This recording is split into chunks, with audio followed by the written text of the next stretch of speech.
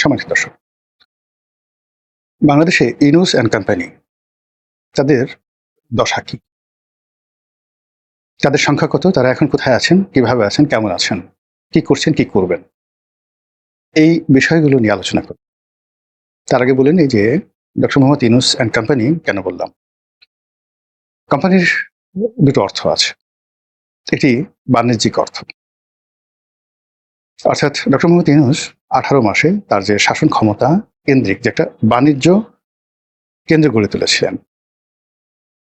তো সেই বাণিজ্য কেন্দ্রে যারা সিভিলিয়ানদের মধ্যে এই সময়টিতে ব্যবসা-বাণিজ্য করেছেন। এদের একটা গ্রুপ আছে। তো সেখানে ধরেন আকিজ বশির গ্রুপ, জামাতের যে সকল প্রতিষ্ঠান রয়েছে তারা, এরকম বহু ব্যবসায়িক গ্রুপ যারা ওই সময়টাতে খুব শীর্ষ পর্যায়ে ছিলেন। আরেকটি গ্রুপ হলো যাদের বাড়ি চট্টগ্রাম এবং ডক্টর মোহাম্মদ ইউনূস গ্রামীণ ব্যাংক বা এই পরিবারের সঙ্গে আত্মীয়তার বন্ধনে আবদ্ধ এই ধরনের মানুষ তারা আর্মিতে থাকুক, সেনাবাহিনীতে থাকুন, বিজিবিতে, পুলিশ, র্যাব, সিভিল সার্ভিস সব জায়গাতে প্রচণ্ড দাপট দেখিয়েছেন, ভালো ভালো পদ পদবিতে থেকেছেন। এটা হলো সেই ইউনূস অ্যান্ড কোম্পানির আরেকটি পার্ট, ব্যবসায়ী এবং এই আমলাতন্ত্র। এর বাইরে ছিল রাজনীতিবিদদের একটা বিরাট অংশ। ছোট ছোট রাজনৈতিক দল, তারা অনেকেই কিন্তু ইউনূস অ্যান্ড কোম্পানির সদস্য, কিন্তু বর্তমান সরকারের সঙ্গে তাদের একটা সমঝোতার ভিত্তিতে নিদারুণ সম্পর্ক হয়ে গেছে এবং তারা অনেকেই মন্ত্রী পরিষদে, পার্লামেন্টে, বিভিন্ন দূতাবাসে, বিভিন্ন কর্পোরেট হাউসে তারা ইতিমধ্যে জায়গা করে নিয়েছেন ইউনূস অ্যান্ড কোম্পানির। এর বাইরে এনজিও, ব্যাংকার। তো এনজিও এবং এই ব্যাংকিং সেক্টরে একটা বিরাট গ্রুপ। তার মধ্যে আবার দুটো শ্রেণী, একটা হলো দেশীয় গ্রুপ আর একটা হলো বিদেশি। যেমন ব্র্যাক, প্রশিকা, এরকম যেমন আছে, তার সঙ্গে সঙ্গে ধরেন অক্সফাম, অ্যাকশন এইড, ইউএসএইড, এই ধরনের এনজিওগুলো। তো এই এনজিওগুলোর একটা বিরাট লিডিং যারা আছেন তারা কিন্তু এই ইউনূস অ্যান্ড কোম্পানির অংশ হিসেবে পুরো 18টি মাসে তারা যা ইচ্ছা তাই করতে পেরেছেন। তার ইচ্ছা মতো ফান্ড এনেছেন, ফান্ড খরচ করেছেন, সরকারের টাকা নিয়েছেন, ছোট ছোট জরিপ করার জন্য, একটা রিপোর্ট তৈরি করার জন্য 100 কোটি 150 কোটি টাকা তারা নিয়েছেন। এ সকল অলিগার, হোয়াইট ক্রিমিনাল, তারা আবার শেষ সময়টিতে এসে অনেকে নিরপেক্ষ হওয়ার চেষ্টা করেছেন এবং ডক্টর মোহাম্মদ ইউনূসের সঙ্গে পল্টি দিয়েছেন, বেইমানি করেছেন, মুনাফিকি করেছেন। তারা এই সমাজে ঘুরে বেড়াচ্ছেন। এই একটা কোম্পানি আছে। এর বাইরে ইউনূস অ্যান্ড কোম্পানির আরেকটি অংশ, যেমন বিভিন্ন দূতাবাস, মার্কিন দূতাবাস, ইউরোপিয়ান ইউনিয়নের দূতাবাস, মালয়েশিয়ান দূতাবাস, তারপর পাকিস্তানি দূতাবাস, এরকম বেশ কয়েকটি দেশ এবং রাষ্ট্র তারা মনে করত যে ইউনূস হলেন তাদের ত্রাতা।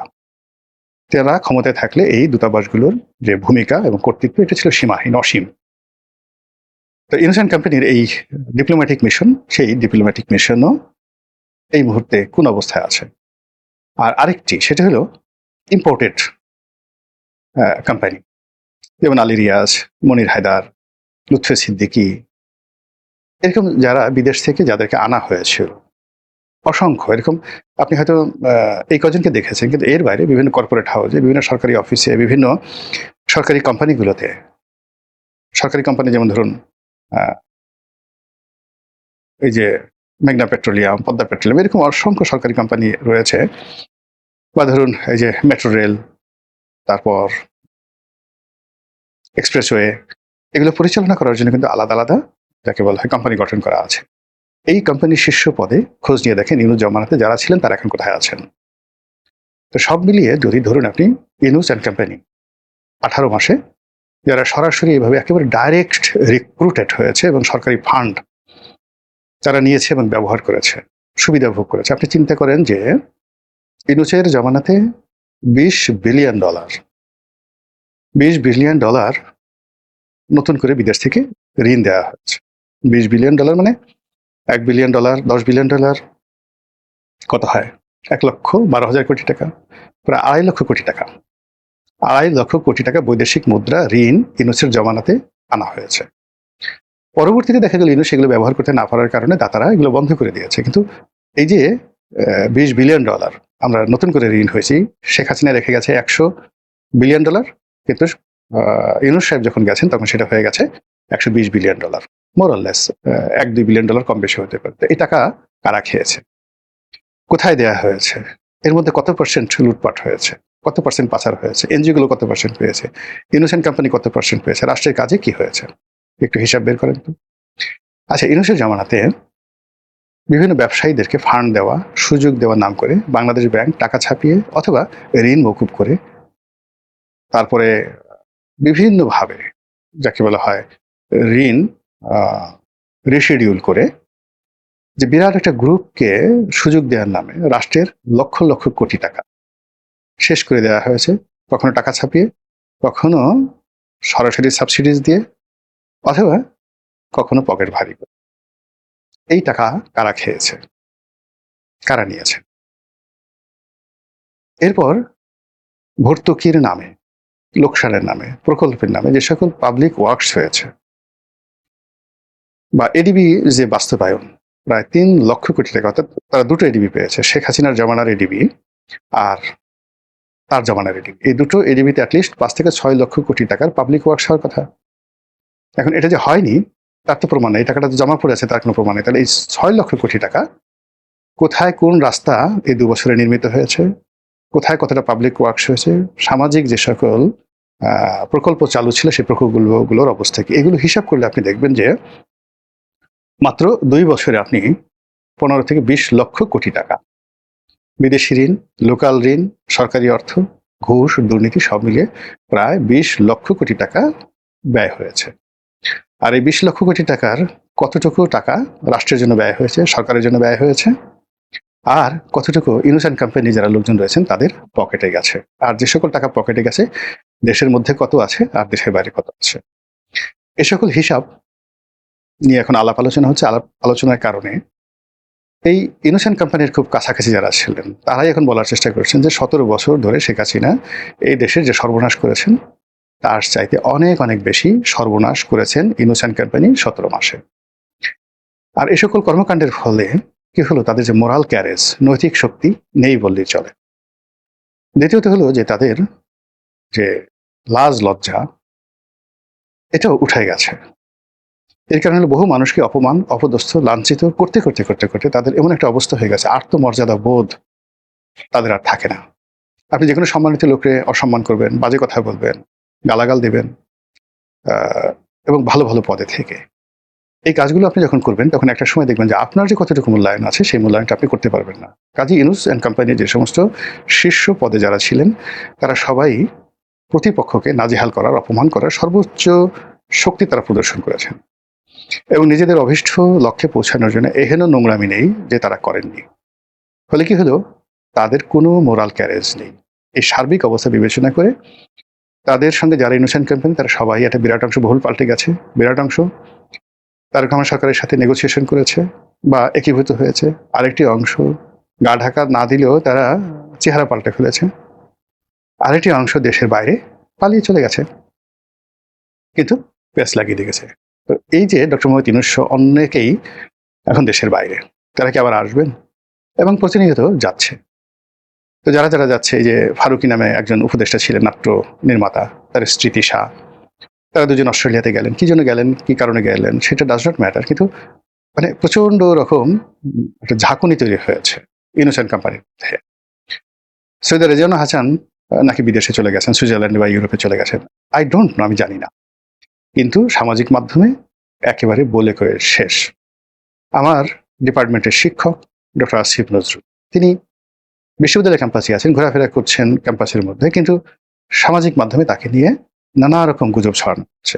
কেউ একটা এআই দিয়ে তার একটা ছবি তৈরি করে ফেলছে, একেবারে দেখা যাচ্ছে যে ঘুষিয়ে নাকের বদনা ঠদনা ফাটিয়ে দেওয়া হয়েছে, সারা মুখ রক্তাক্ত, দাঁত ভেঙে গেছে, কান ফেটে গেছে। আবার এটা নিয়ে একজন সিঙ্গেল লোকও সহানুভূতি প্রকাশ করছে না, কেউ বলছে না যে এই রিপোর্টটি এআই নির্মিত এবং আসিফ নজরুল সাহেব মার খাননি। কিন্তু আসিফ নজরুল সাহেব মার খাবেন, মার খাচ্ছেন বা খেয়েছেন, এটাকে ওয়েলকাম জানানোর জন্য পুরো দেশ এমনভাবে বসে আছে, ওই যে তার যে এআই নির্মিত আহত হওয়ার যে ছবি, এটা নিয়ে মানুষের উল্লাস দেখলে বোঝা যায় ইনোসেন্ট কোম্পানির দুর্দশা কোন পর্যায়ে। আদিলুর রহমান খান নামক একজন লোক ছিলেন, তিনি দেশের বাইরে। এই জন্য সবাই আলোচনা করছেন যে কেন এই ইউনূসের যারা লোকজন, তাদের শীর্ষ পদে যারা ছিলেন তারা দেশ ছাড়ছেন। তারা কি পালাচ্ছেন, তারা কি ফিরে আসবেন, নাকি তারা রিঅর্গানাইজ হচ্ছেন? ডক্টর ইউনূস প্যারিসে গিয়ে কি করেছেন, নেদারল্যান্ডে গিয়ে কি করেছেন, তারপর ইউরোপের অন্য কোথায় গেছেন, এই জিনিসগুলো নিয়ে খুব মানে জার্মানিতে কি করেছেন, এই জিনিসগুলো নিয়ে খুব আলোচনা হচ্ছে। তার সঙ্গে লামিয়া মুর্শিদ আছে, আর কারা কারা আছে, এগুলো নিয়ে প্রতিদিনই মানে মকারি হচ্ছে ইন্টারনেটে। এটার শুভ দিক আছে, ভালো দিক আছে, আবার মন্দ দিকও আছে। তো যেটা বলছিলাম যে ইউনূস সাহেবের যারা লোকজন কেন এই পাইকারি হারে দেশ ছাড়ছেন, একটা বিরাট অংশ। আর দেশের মধ্যে যারা আছেন তারা কেন সবার সমিতি সেমিনারে আসতে পারছেন।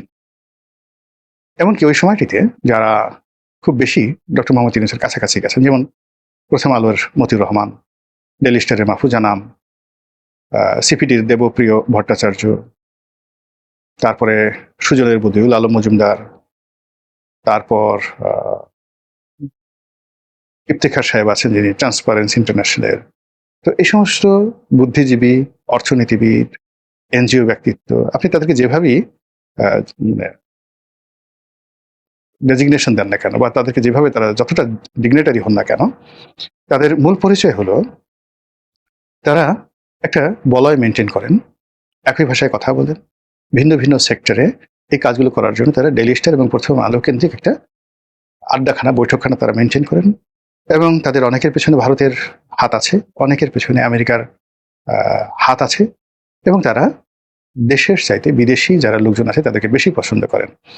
এবং এই বাংলাদেশে কিচ্ছু হবে না, নির্বাচন হবে না, এই বাংলাদেশের লোকজন ভালো না, লেখাপড়া নাই, মানে ইন্টেলেকচুয়ালি এই লোকগুলো পুরো বাঙালির যে জাতিসত্তা রয়েছে, বাঙালির যে গ্লোরিয়াস ডে রয়েছে, আমাদের ভাষা, শিল্প, সাহিত্য, সংস্কৃতি এবং আমাদের রাজনীতি এবং এই ভূখণ্ডের যে একটা আধিপত্য, 2000 বছর ধরে আমরা পৃথিবীর মধ্যে সবচেয়ে আকর্ষণীয় একটি রাষ্ট্র ছিলাম। ছোট রাষ্ট্র হোক বা ধরুন খুব শক্তিশালী না হোক, কিন্তু আজ যেভাবে মোনাকোর কথা বলতে পারেন, কাতারের কথা বলতে পারেন, দুবাইয়ের কথা বলতে পারেন, সিঙ্গাপুরের কথা বলতে পারেন, বহু শতাব্দী ধরে আমাদের বহু নগর, আমাদের এই বাংলা বিহার উড়িষ্যাতে উজ্জয়িনী, আমাদের এই বাংলা বিহার উড়িষ্যাতে মুর্শিদাবাদ, কলকাতা, ঢাকা, মহাস্থানগড়, সোনারগাঁ, অসংখ্য এরকম নগর, মহানগর গত আপনি 2 থেকে 3 হাজার বছরের মধ্যে আপনি এদেরকে পাবেন। ওয়ারি বটেশ্বর তো মহেঞ্জোদারো হরপ্পাদের মানে সমপর্যায়ের, অর্থাৎ আজকে থেকে 4000 বছর আগের সভ্যতা। তো এটা এই যে নব্য যারা বিদেশি পেইড এজেন্ট, যে গ্রুপটির কথা বললাম, এরা এটা স্বীকার করে না। এরা বলে বাঙালির কিছু নাই, এদের পেট ভরা কৃমি, মুখ ভরা ময়লা, নাক ভরা পশম, বগল ভরা গন্ধ, এরা কোনো কিছু ঠিকমতো শেভ করে না, উপরে নিচে কোথাও শেভ করে না, এদের পায়ে গন্ধ, মোজা পড়লে গন্ধ, ঠিকমতো জুতা পরতে পারে না, এরা হাঁটতে পারে না, প্যান্টের বেল্ট পরতে পারে না, বাংলা ঠিকমতো কথা বলতে পারে না, ইংরেজি তো পারেই না। এই জাতিকে যদি সোজা করতে হয় আমেরিকা থেকে লোক আনতে হবে, এই জাতিকে যদি সোজা করতে হয় ফ্রান্স থেকে লোক আনতে হবে, নিদেন পক্ষে কলকাতা থেকে, দিল্লি থেকে লোক আনতে হবে। এইরকম গত হঠাৎ করে ইউনূস ভক্তরা কেন দেশ ছেড়ে পালাচ্ছে? 92-93 সনে, এই 92-93 সনে এই যে গ্রুপটা তৈরি হয়েছে, এর আগে এদের অস্তিত্ব ছিল না। এরশাদ জামানাতে এরা ছিলেন না, জিয়াউর রহমান জামানাতে ছিলেন না, বঙ্গবন্ধু জামানাতে এদের অস্তিত্ব ছিল না। এই যে নব্য একটা গ্রুপ তৈরি হয়েছে, এই গ্রুপটা 100% এফোর্ট দিয়েছে ডক্টর মোহাম্মদ ইউনূসের সঙ্গে। আর সেই গ্রুপটির একটা বিরাট অংশ একেবারে পট পরিবর্তনের সঙ্গে সঙ্গে তারেক রহমান সাহেবকে মাথায় করে নিয়েছে, তাকে অবতার বানিয়ে যে ফায়দা লোটার চেষ্টা করেছিল, সেই ফায়দাটা এখনো পর্যন্ত হয়নি। এদিকে ইউনূসের সাথে সম্পর্ক ভালো ছিল, আবার বিএনপির সাথে একেবারে সম্পর্ক খারাপ নয়। অন্যদিকে জামাতের প্রতি প্রচন্ডভাবে দুর্বল এরকম একটি বুদ্ধিজীবী গ্রুপ, তারাও ভীষণভাবে ইউনাইটেড হয়ে গেছে। তো সব মিলিয়ে যে চাপ, এই মুহূর্তে যে চাপ, রাজনৈতিক চাপ, এটা আওয়ামী লীগ তো ফিল্ডে নেই। এই প্রথম চাপটা আসবে ইউনূস অ্যান্ড কোম্পানির উপর। এবং যেহেতু এরা বুদ্ধিমান, যেহেতু এরা 10 ঘাটের পানি খাওয়া, কাজেই তারা এই বর্তমান পরিস্থিতিতে যাদের দেশ ছেড়ে যাওয়া দরকার তারা যাচ্ছে, যারা চুপ থাকার দরকার তারা চুপ থাকছে, যারা সরে থাকার দরকার তারা সরে থাকছে, যারা আবার নতুন করে দালালি করার সুযোগ পাচ্ছে তারা ঠিক সেইভাবে নতুন দালালি শুরু করছে। আর এর প্রেক্ষিতে নানা রকম গুজব ছড়িয়ে পড়ছে। দেখা যাক কোথায় গিয়ে পরিস্থিতি কিভাবে সমাপ্ত। আসসালামু আলাইকুম রহমতুল্লাহি ওয়া বারাকাতুহু।